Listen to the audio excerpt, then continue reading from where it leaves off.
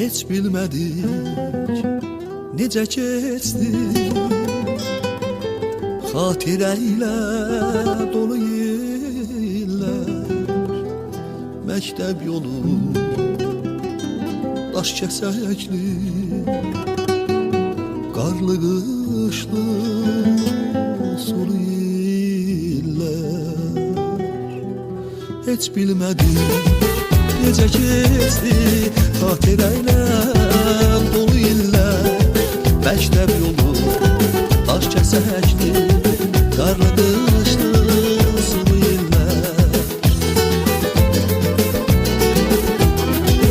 Dilə gəlir oxuduğum 11 ilin son baharı, çiçək açır qucaq-qucaq ürəklərin arzuları. Dilə gəlir oxuduğum 11 ilin son baharı, çiçək açır qucaq-qucaq ürəklərin arzuları, ürəklərin arzuları. Görüşməyin ümidinə ayrılırıq hələlik biz, gəlib çatdı illər boyu gözlədiyim son zəngimiz. Görüşməyin ümidinə ayrılırıq hələlik biz, gəlib çatdı illər boyu gözlədiyim son zəngimiz.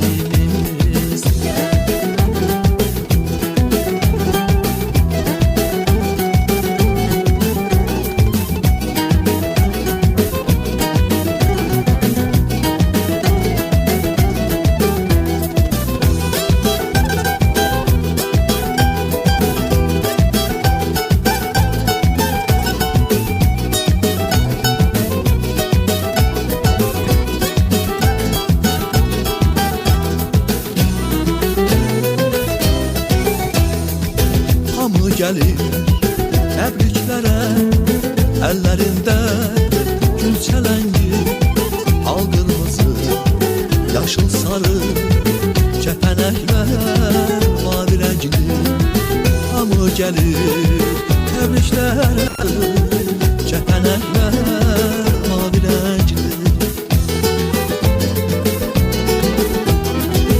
Dilə gəlir oxuduğum 11 ilin son baharı, çiçək açır qucaq-qucaq ürəklərin arzuları.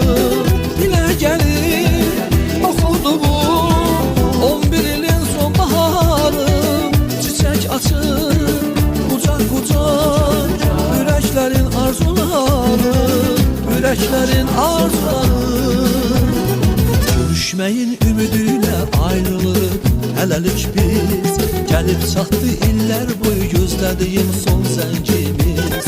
Görüşməyin ümidinə ayrılırıq hələlik biz, gəlib çatdı illər boyu gözlədiyim